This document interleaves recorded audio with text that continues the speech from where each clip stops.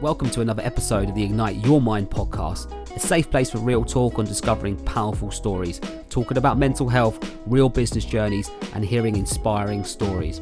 My name's Sanjay Patel, and I'm a Transformational Life Coach, and this week I have the amazing business owner that is Camille Hoffman from Lashes with Camille.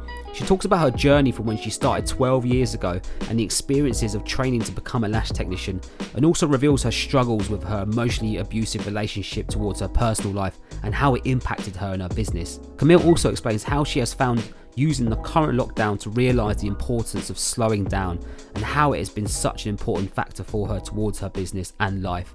I really hope you enjoy. Okay, so welcome to another series podcast of Ignite Your Mind. And this time we've got a very special guest, goes by the name of Camille Hoffman. And Camille, how you doing? I'm good, thank you. How are you?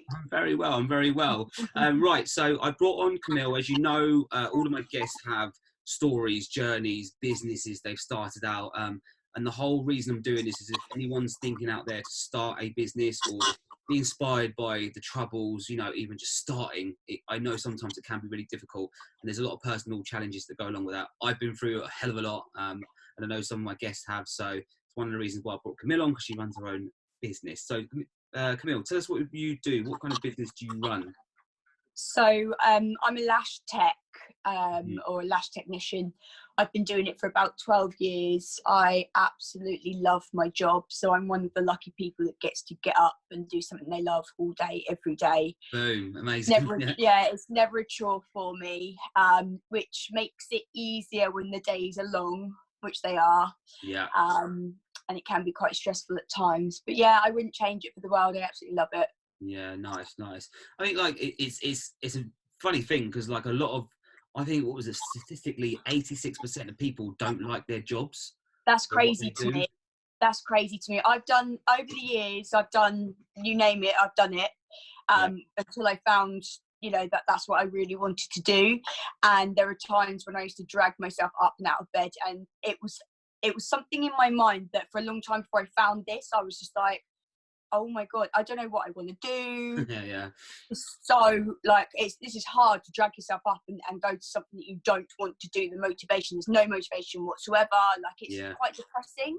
Yeah. And it, for a long time, it scared me because I was like, is this work? Is this my life now? Like I have to go to work and I'm going to hate everything that I do. And then I just sort of fell into this accidentally, really, to be honest with you. It wasn't the plan. I wanted to be a full like beautician and work in a beauty salon. And then once I studied that and then added this on to the end of the course, I was like, actually, I quite like this. Screw the rest of it. And I dropped all of it. So that's so interesting because a lot of people that I speak to, sometimes they don't go out, set their heart out to be like, I want to be a doctor. So they don't go out and be a doctor or do all the training stuff. They kind of just fall or slip into it by some, and this is what I fully believe, everything happens for a reason, right? And one of the things I did when I started coaching is that I literally sat in a pub with my friend and I was moaning about my day job, and she was like, and I was like, what do I do? And she was like, why don't you look to become a life coach? I was like, what? And I was like, everything happens for a reason, and then one thing happens after another. So like going back to like when you fell into it, like what happened? What was the process? How did you just all of a sudden I was still working like full time in another job, and I was studying to do beauty in like a little private salon, like a private course. So I didn't go to college or anything to do it. So I paid for it off my own back. And then I was just sort of like studying and plodding along and, you know, getting each part done, like qualification wise, manicure, pedicure and all of that. And I was loving it. It was great because I was making people look pretty. It was a nice girly thing to be doing. Like I just loved everything about it. And then at the end of the course, this opportunity came up where we could do eyelash extensions. So I said, yeah, whack that on the end of it. Why not? Back then, the training was so basic. Like if I hear it, I mean, if I was to hear of a course like that now, I would be like, nah. Like I would steer someone away from it. It was so basic, and I had a certificate at the end of the day, and I was ready to go out and work on people. That's how frightening it is. Whereas nowadays it's evolved so much, where that you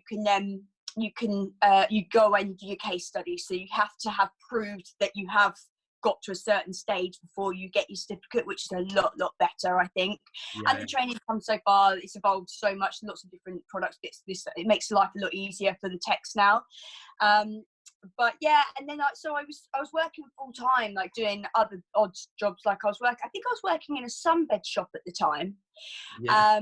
And there was a salon just up the road, and she said to me, "Oh, we're looking for somebody to do lash extensions." I said, "Oh, I've got a lash extensions certificate," like bearing in mind I've only done about a handful of people. And she said, "Oh, great, come on board."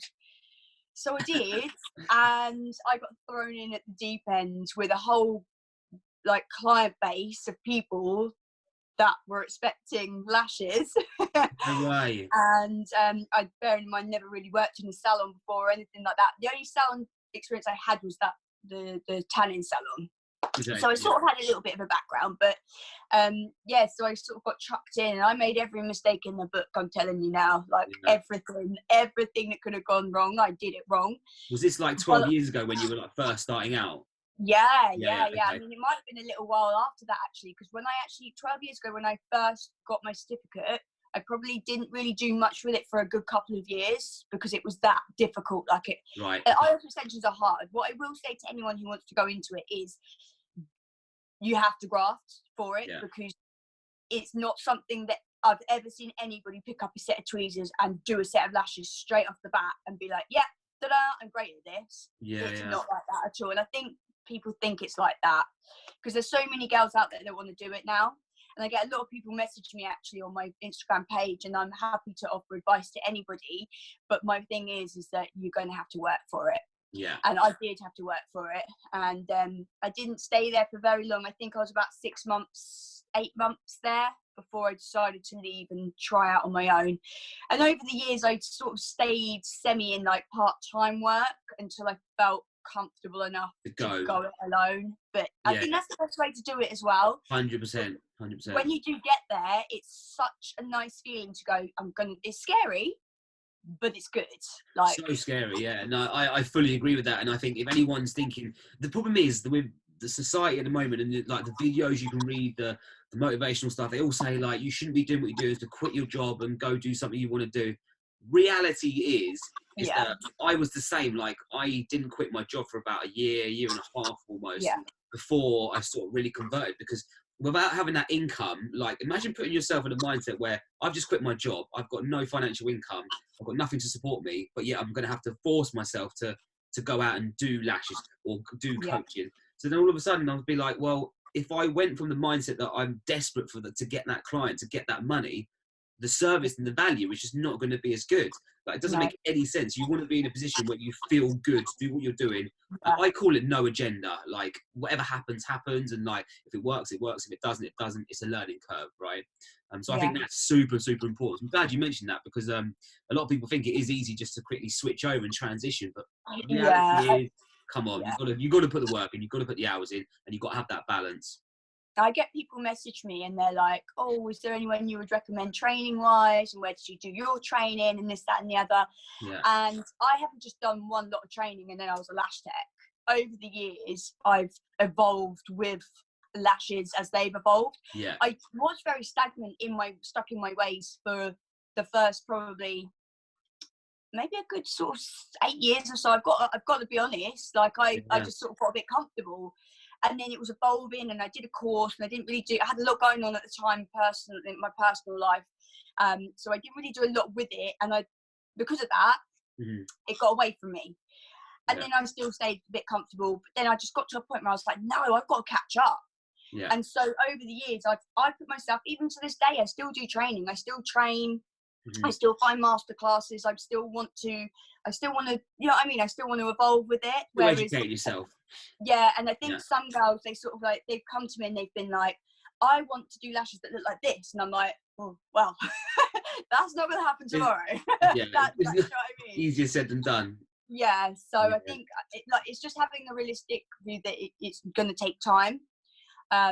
With certain, but certainly with certain types of lashes as well. With what I do, like I would say, like to anyone that wants to do lashes, start out with your classic, your basics, and then evolve from there. because if you go straight in, it's quite overwhelming. Absolutely, I couldn't agree more. So currently where we are, we're about 3 weeks into our UK lockdown. I know. How are you getting on? Like, how are you coping? Because obviously I'm assuming you can't do any work. I can't do any work on people. To be honest with you, I'm staying quite positive about all of this because I think it's really important that you do. So the way that I looked at it was, for me, it's not that different to my daily routine. I work from home, so I don't really leave the house during the day anyway. You and me both, yeah. So normal everyday stuff for us. Yeah, exactly. So I mean, I don't feel like I'm trapped as such. So for me, that I'm lucky in that sense that it doesn't feel too different. I get out in the morning anyway to go to the gym and go and do pieces in the morning before work, and then I'm at work, and sometimes I'm working until 7:30, 8 o'clock at night. So for me, it's no real different. So I'm quite lucky in that respect. I can't work on actual people, no. However, I have, when this was all happening, just before, or just as it was happening, I ordered myself a training head, which I can put training lashes on, and I can still create. I can still send things out to people, which I started to do, and I'm not making any money off them. It was more for keeping me sane and being able to experiment with things I don't have the time to do in my normal day-to-day of work because I'm too busy. So it's been quite a lot of fun, actually. I've been getting quite creative with some false lashes and sending them out to clients just to keep them ticking over until I can see them again. Interesting. So it's funny you say that, because I found that the more conversations I'm having at the moment with more people, they're finding more creative things to do. I think one of the posts I put out on my Instagram was like, now is the time to be creating. Like, people have got so much time, they've just been handed this time, so absolutely use it wisely, and fair play to you. There was this conversation I was having with a makeup artist on another podcast I've done, and she was saying that the clients she's got, they all obviously have their weddings, and the weddings are all cancelled at the moment, so they've been rescheduled each year. And she was more worried about not her business, but more worried looking out for her clients, her brides, and people that need the makeup and stuff like that, because it's harder for them than it is for her. She can still sit at home, and financially she's okay, but for the brides and the people that are getting the treatments and like all of that stuff, she was more sentiment towards them. Is that the same for you in your business, or what's the relationship you've got with your clients? Yeah, I'm really, really lucky. I've got some really loyal, lovely clients, and I've got a lot of messages and a lot of support during this time, which is fantastic, because it really goes to show you sort of learn a lot about people, I think, when things like this happen. And I've got some apps, and I'm still getting lovely messages from people, and we have this ongoing joke where people are like, oh God, like, how much longer? And I'm like, don't worry, we're going to be reunited soon. I'm going to be able to help you soon. And the sad thing about mine is that obviously I can't actually get to them, but the nice thing was that with some like makeup, and mind you, I don't know, but with makeup maybe it's a little bit difficult, but with certain things you can't really reach out to them and send them out things, whereas I'm able to do that, to be able to, do you know what I mean? It's a small gesture, but it's something like which can keep them going in this time. I mean, they could go out and buy their own strip lashes if they wanted to, but I just thought like a handmade personal set which looks very similar to what they would wear as a set of extensions, do you know what I mean? Yeah, cool. We'll tide them over. So I'm lucky in that respect that I'm able to do that for them as well, which is nice. So it's weird because I'm also enjoying some downtime, but I am really missing my clients. But the beauty of social media is for me, it's a bit of like a double-edged sword. I can get quite overwhelmed with it when I'm working, because of all the messages coming through and me having to keep up with people, me having to post, and because I get a lot of my business through it.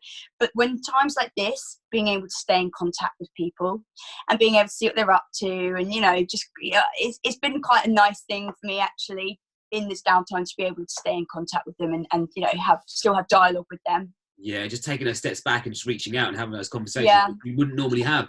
I know it's like as a busy business owner, like we get so wrapped up in our day-to-day lives, and obviously as business owners as well, we have to have that extra bit of motivation, that extra bit of punch towards our business. Where I suppose the people working a 9 to 5, they kind of do their job and go home, and then they can have. We're constantly ticking, aren't we? We're constantly thinking about it, always, and I 100% get that, and it's it's an ongoing thing. There was one thing you mentioned in a message to me a couple of weeks ago, where you said last year you weren't doing so well.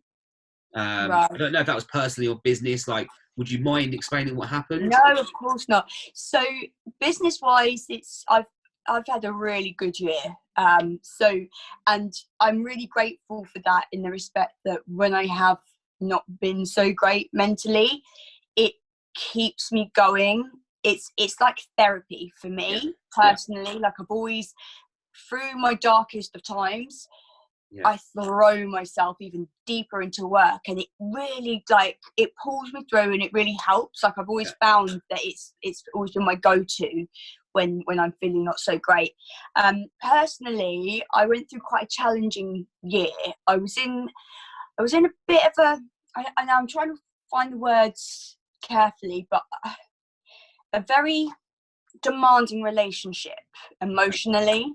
And quite I don't know what the quite right, but it was just very demanding of my time, and not understanding that I have a business to run.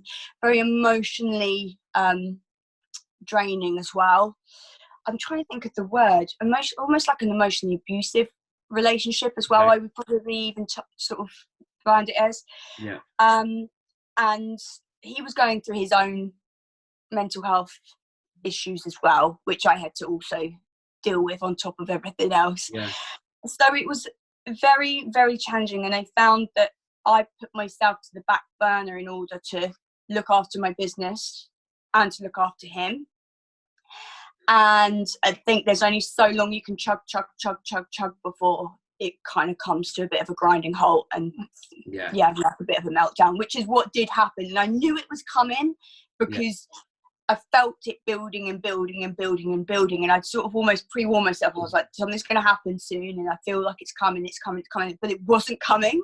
And that's what was frightening me. And I was like, surely something's got to give. Like, and then when it did, the camel that broke is it the camel that broke the straw? No, the straw that broke the camel's back. That's what they say, isn't it? Eventually, was nothing to do with anything to do with that. I had like a massive bill for my MOT on my car, and I just went into meltdown mode. And I needed it. I needed that release, though. It was important, and I knew it was coming, because I sort of like pushed everything back to deal with everything else, but I'd forgotten about myself. And and so it was probably, it wasn't very nice, but 2 or 3 weeks where I went to quite a dark place, and I had some time off work, and I come off social media for a little bit, or I just sort of backed away from it. And I just needed some rest and some just downtime. And then I came out of there, and I felt like I was ready to go again. Do you know what I mean? I just needed some time. Just a refresh, And what I've took from that is that I need to find a balance somewhere. Instead of going whole hog at everything all the time, there needs to be a balance for me, because I'm an all or nothing kind of girl, and that's the problem. And I love that about me, because when I want something, I'll go and get it. But then when it's sort of like, when it comes down to, when it's sort of like, when it's like bad, or not feeling so great or whatever, then I need to realise that I've got to slow it down a little bit. So I've definitely learned now, and what I've done with my time, I've reduced my hours with work, or I had reduced my hours with work, giving myself every other weekend off, so I have like a bit more time, because I've been working 6 days a week for I don't even know how many years. Long hours, and just like being a little bit more careful with my my screen time as well, because I found that when I wasn't working, I was still working till 10 o'clock at night, posting pictures, getting back to messages, texting people. Do you know what I mean? Love that. Yeah, So, absolutely. Yeah, I've just and having this whole lockdown thing is a great exercise as well in slowing down, because you're forced to. You're forced to. You don't really have much of a choice. So I'm finding things to do that I've wanted to do for ages, and do you know what I mean? And it's quite nice. So amazing. Yeah, it was definitely a massive experience that I've learned a lot from. Well, look, I mean, thank you for sharing that story. That's all right. Do you know what? I could tell that's not an easy story to tell. It's not easy to let other people, even me or whoever's listening into your life. And I think as a takeaway from that is that people that are listening to this will have to realise that as much as I'd sit here and do these podcasts and speak to people about their businesses and what inspired them, what challenges they face, there is always the personal side of life which people kind of forget. Like you said, like you were spending so much time on your business, and then obviously what happened in the relationship, you started spending time there, but you completely forgot about yourself. Yeah. And I'm a big advocate for self-care, massive advocate for self-care. I've got loads of tips. I put videos out of it. I do it every day. Like, I love it, because one thing I'm addicted to is feeling good. Yeah. In everything. And that's one thing I always speak to my clients about, is that, whatever you can do to self-care, do it. Find that balance. There is always that balance. There is stuff that works for other people, stuff that works for other people, and it's different people. So, I mean, look, thank you for sharing that story. I think if anyone's listening to that and they resonate with that, then, take note. Like, there is always a way out, but there is always stuff you've got to do to work on yourself before anything. My coach, and I think I said this on my other podcast as well, my coach said to me the other day, was like, if your cup's not full, you can't pour out into anyone else, because you need to take the reality steps to fill up your cup full before you start pouring out to work. So every morning I do whatever it might be, whether that be exercise, whether that be going for a walk, whether that be meditation, whether that be listening to a podcast, just so I'm in a good headspace and a good frame of mind to go and do my coaching calls or whatever it might be, to have those conversations. So yeah, I fully agree with that. I think as well, when you're in that headspace as well, and things aren't so good, you become quite clouded. Like, I found myself just sort of like in this bubble, and I was just like in a bubble of stress, like all the time, but there was no, like, it wouldn't burst. No way out, Like, right? I was stuck in it. Yeah. And I found that, like, I knew it was gonna come to something eventually. And I was dreading it almost, because I was like, it's been going on a while now, like, feeling like this. So yeah, definitely 100%. Like, I just now know that there is, like you say, my thing is I like to get out, and I'm quite an independent person. So I've just 100% learned to make time, because if you're not good, then you're no good to anybody else, really, are you? Like, I mean, I'm not, you can't run on empty. You can't. No. So I just make sure I make time now. Perfect. Really appreciate you explaining that story. I think there's a lot of takeaways from that. A lot of people that are looking to get into your industry, especially, that might be listening to this, or even just a business in general. It's the same rules that apply.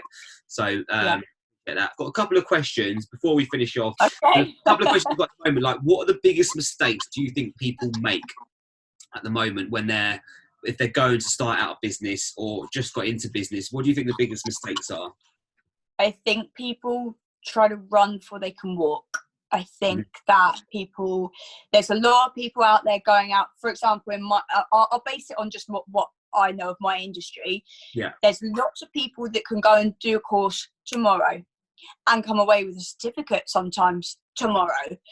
And I think they think that overnight they're going to have this built up business where they've got clients pounding down their door, and that's it, they're good to go. It's not how it works. Even I have to work for my clients. I'm lucky because I've got a client base of many years. I am really lucky, but that's still not enough for me. I still will go out and I still reach out to people, or I still want new clients. So I'm never going to say I can't take any clients on, because if I can fit you in, I want to fit you in. Do you know what I mean? People have to put in the graft, and that's what I think people don't realise. The clients don't necessarily just come to you. Yeah. You have to really reach out to the clients, because there are so many people out there doing the same thing now. So yeah, I think it's not going to happen overnight. That's probably the biggest thing people make a mistake about. No, amazing. What do you think the most common reason for people failing or giving up is? I think people think it's going to be easy. So based on sort of similar to what I last said, like I think people don't realise how hard it's going to be, and when they do realise how hard it's going to be, then they like, sort of no, I'm done, or you know, getting started, or like, oh, I can't do it, it's hard, like to begin with, before they've even tried to get to clients, like the actual getting to grips with like learning something or whatever. Yeah, it's hard, of course it is, but it's not worth having if it wasn't.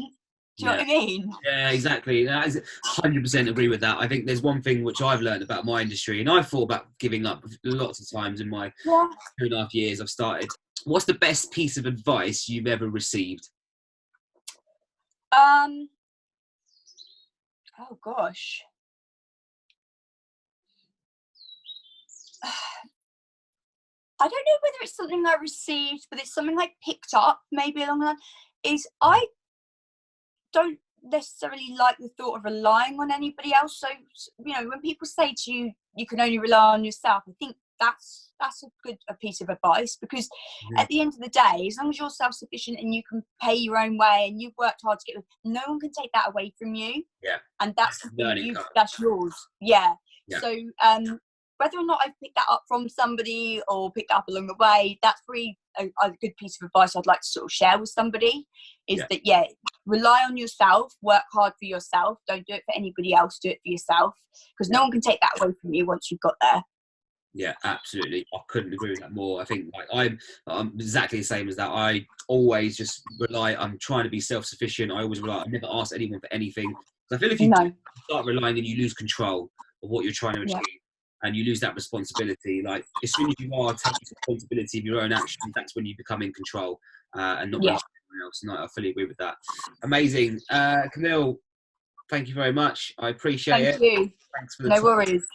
If anyone's listening, just to repeat, like this is streamed on Spotify, Apple Podcasts, and the full live stream will be up on YouTube as well. I will put all of your links below to your Instagram, Facebook, whatever you got. I'll put all the links below around this video or this audio. But yeah, feel free to check her out. And if you've got any questions, feel free to message us both. I'm sure we'll be more than happy to help. But Camille Hoffman, thank you very much. Thank you so much. Appreciate it. Take care. Bye-bye. Bye.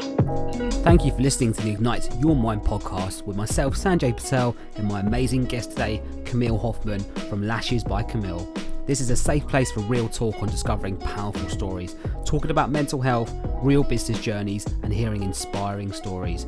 Please do subscribe if you're listening to this on Spotify, Apple Podcasts, or YouTube, and do leave me a comment. There's a new podcast coming out every single Friday at 12 p.m. I look forward to seeing you next week.